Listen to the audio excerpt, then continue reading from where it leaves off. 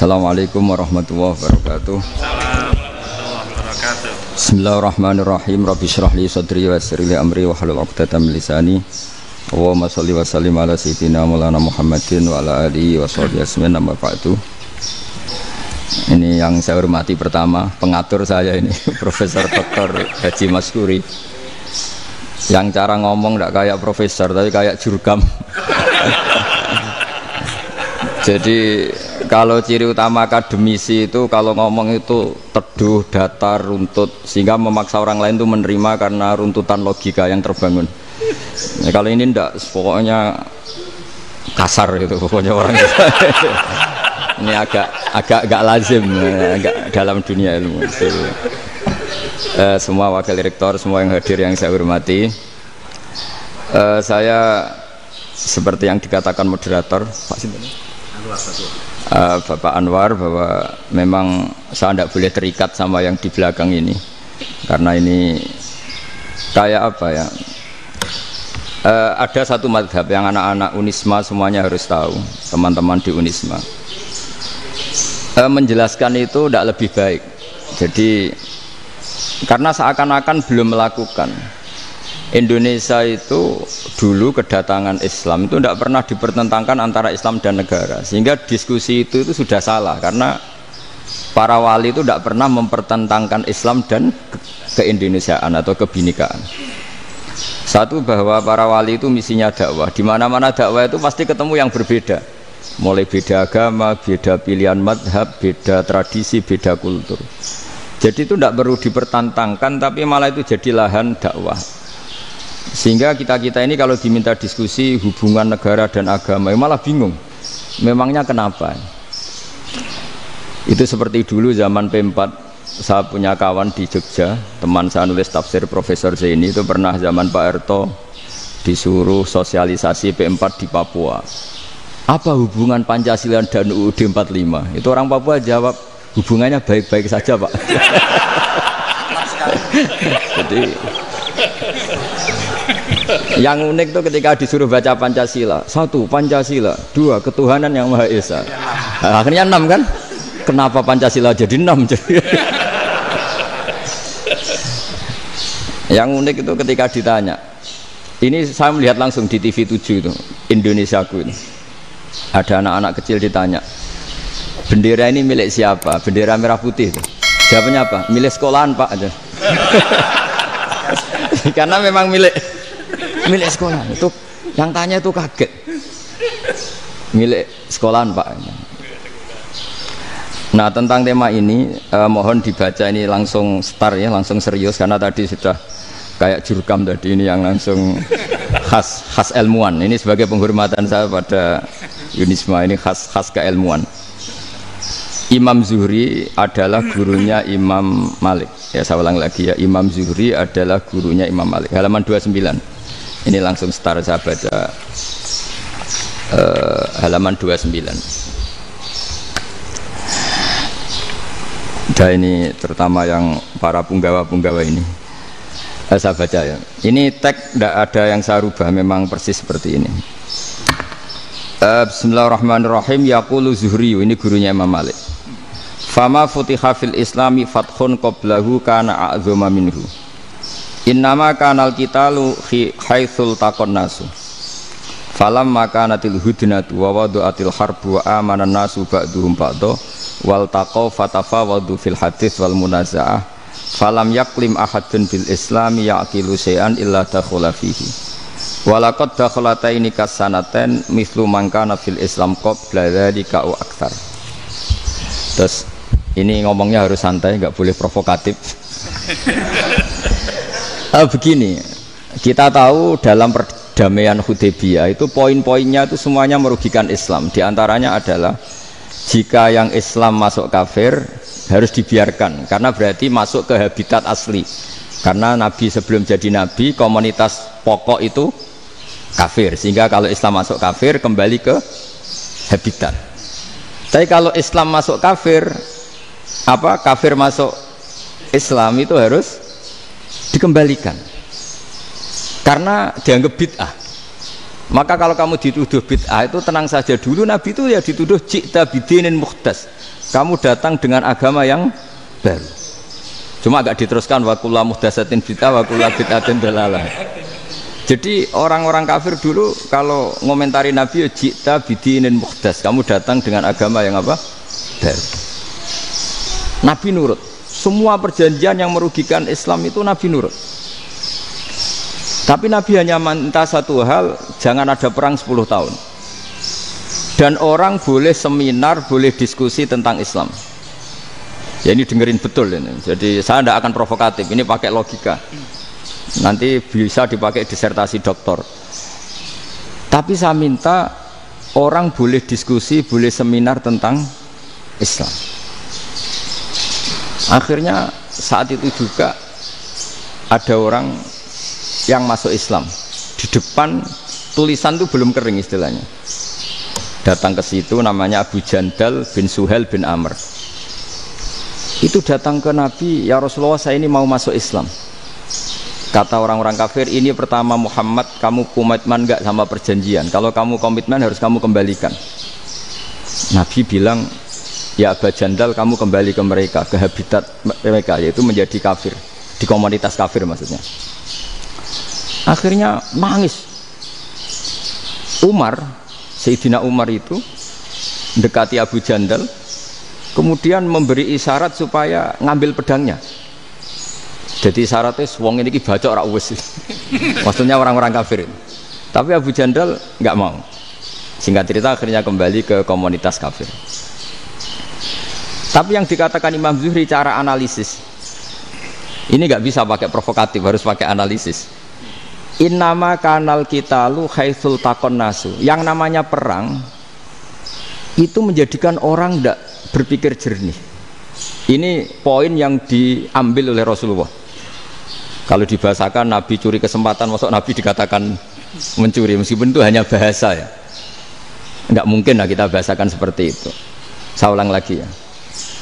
Kenapa ada perang berkesinambungan sampai tahun ke-8 Hijriah? Mulai tahun kedua ada perang Badar sampai tahun 8 Hijriah itu perang terus. Nabi sama orang kafir perang terus. Akibatnya apa Pak Profesor? Namanya perang itu ya enggak kau bermikir. Pokoknya agar ketemu Islam perang, Islam ketemu kafir perang, enggak kau bermikir. Padahal Islam itu bisa diterima oleh akal sehat, harus lewat diskusi, lewat pengamatan, lewat pemikiran, lewat pengendapan berpikir. Makanya Nabi tahu ini masalah besar. Kalau orang perang terus, itu gak kober mikir Islam, tidak sempat diskusi tentang Islam. Makanya Nabi hanya minta satu poin. Oke, perjanjian ini saya turutin semua, tapi saya minta orang kafir semuanya boleh mendiskusikan Islam, boleh seminar tentang Islam. Mereka bilang iya, pada pikiran mereka kan diskusi paling piye. Ternyata betul, ada diskusi. Terus temanya gini, kira-kira bener di Muhammad Abu Jahal. Terus Tuhan Muhammad sama Tuhan Abu Jahal itu keren mana? Diskusi. Tuhan Muhammad itu khaliqus samawati wal ardi, yang menciptakan langit bumi. Sebagaimana kampanyenya Muhammad. Ya mereka masih jangkar bilang Muhammad. Kalau Tuhan kita, ya berhala itu yang kita bikin, yang kadang rusak, yang kadang kudanan, terus lemutan, pokoknya terus diskusi. Kita kok bener pengirannya Muhammad. Terus Muhammad Abu Jahal. Mulai dhisik Muhammad itu ora tau bodoh nih. Mulai dulu Muhammad tuh gak pernah bohong. Abu Jahal, waduh, wis bodoh nih ngongkonan. Wis ribet kan? Dan semua diskusi itu mengarah ke kebenaran Islam. Akhirnya ngomong kafir sing tokoh-tokoh cara Jawa yo. Wah, semane jebule masalah ini kan. Artinya gini, kalau kita ingin Indonesia damai, sebenarnya yang untung itu Islam. Karena Tuhan yang menciptakan langit dan bumi tentu gak akan diperbandingkan atau akan dikalahkan oleh Tuhan yang lahirnya saja sudah di bumi. Misalnya kita menjual Tuhan Allah, siapa itu yang menciptakan langit bumi, yang ada sebelum langit bumi? Bandingkan dengan Tuhan yang lahirnya di bumi, ada tanggal lahirnya, ada aktenya, itu kan sudah ribet kan? Begitu juga kalau memperbandingkan tokoh. Muhammad itu siapa? Tokoh yang bisa menyatukan pan Arabik, tokoh yang begini-begini, yang sayang istri, sayang keluarga. Dibandingkan dengan tokoh Abu Jahal, Abu Lahab yang corong jauh penggaweannya yang ngerugikan orang lain. Akhirnya orang itu mulai tertarik sama Islam. Makanya kata Az-Zuhri pakai bahasa dulu, falam yaklim ahadun bil Islam. Tapi kalau sekarang yang populer itu bahasa yatakallam. Sebenarnya yang benar itu bahasa kalima yaklimu kalaman, karena masdarnya itu kalam, berarti sulasi nopo mujarrad. Tapi di fiilnya itu mujarradnya enggak kelaku. Jadi di fiilnya takallama ya takallamu, tapi untuk masdarnya yang kelaku kalaman. Jadi ini agak unik, agak enggak lazim. Sebenarnya kan takallama ya takallamu takalluman, tapi di masdarnya kalam populer, tapi di fiilnya tidak populer. Saya teruskan ya. Ini penting sekali. Jadi menjual Islam, kalau boleh dibahasakan menjual, itu tetap enak dalam kondisi damai. Karena kalau kita perang, itu bawaannya kalau ketemu ya perang. Kalau ketemu perang, sehingga orang itu rakober diskusi dulu. Saat benernya Islam sampai kafir itu bener di. Karena tidak kober diskusi, tidak sempat diskusi, orang yang milih yang kafir. Karena yang mayoritas yang kuat. Sementara Islam zaman itu lemah. Lah Nabi itu yang diminta hudnah, yang penting kita damai. Terus orang boleh mendiskusikan benar mana kita dan mereka. Ya setelah diskusi ya tadi kan nggak mungkin Allah yang begitu keren hebat pencipta langit bumi dibandingkan berhala yang mengurus dirinya sendiri saja tidak bisa. Walhasil terus orang mulai tertarik sama Islam dan aturannya nggak boleh dilarang diskusi itu. Nah makanya saya pernah ditanya beberapa profesor di Jogja, Gus, suatu saat kalau kampus paling keren di Jogja ini ada Islamic Studies, kemudian pengajarnya dari berbagai agama, ini riskan nggak bagi Islam? Saya jawab, asal yang didiskusikan Islam itu nggak masalah. Yang repot itu nak umat Islam. Karena kalau umat Islam yang jadi percontohan, banyak raja yang dolim, banyak pemimpin Muslim yang dolim, terus identik dengan Islam itu jadi dolim kan ribet. Ya kalau pas umat Islam, kalau Islam yang kumat kan jadi masalah kan. Nah ini kan terus jadi beda umat Islam sama Islam yang lagi apa? Kumat. Singkat cerita terus Islam mendapat posisi yang luar biasa. Nah makanya di sini diistilahkan falam makanatil hudnah, ketika ada perdamaian wa amanan nasu ba'dum ba'do, orang merasa aman, itu fatafawadu fil hadis wal munazaah, mereka berdebat. Munazaah itu berdebat, keren mana konsep Muhammad dengan konsep Abu Jahal, keren mana konsep Tuhannya Muhammad dengan Tuhan kita, terus diskusi. Dan mereka akhirnya ikrar, wah yang benar ya Muhammad lah. Di mana-mana Tuhan tuh ya sebelum langit dan bumi, di mana-mana Tuhan ya punya reputasi menciptakan. Masa Tuhan reputasinya diciptakan, kayak berhala dan sebagainya. Ibadah juga gitu. Ibadah wong kafir itu kalau tawaf itu telanjang, ibadah Muhammad santun pakai pakaian. Terus akhirnya mereka mulai tertarik Islam. Sehingga saya lihat di beberapa tafsir, saya memang tidak akan ngomong yang tidak serius, ngergani Unisba ben sawangane pemikir serius. Di Quran itu sampean lihat di tafsir Tobari itu ada ayat bal naqzifu bil haqqi 'alal batil fayadmaghuhu fa idza huwa zahid.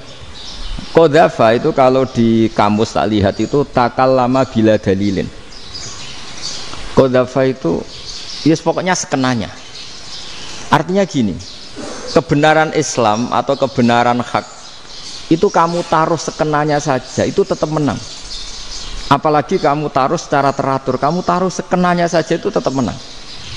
Sehingga di sini banyak sahabat yang hidup di Cina. Sekarang juga banyak orang alim yang milih hidup di Amerika, banyak orang alim yang milih hidup di Inggris. Dan mereka pede, percaya diri karena kebenaran itu kamu letakkan di mana saja, itu tetap akan menang, akan menemukan momentum kemenangannya.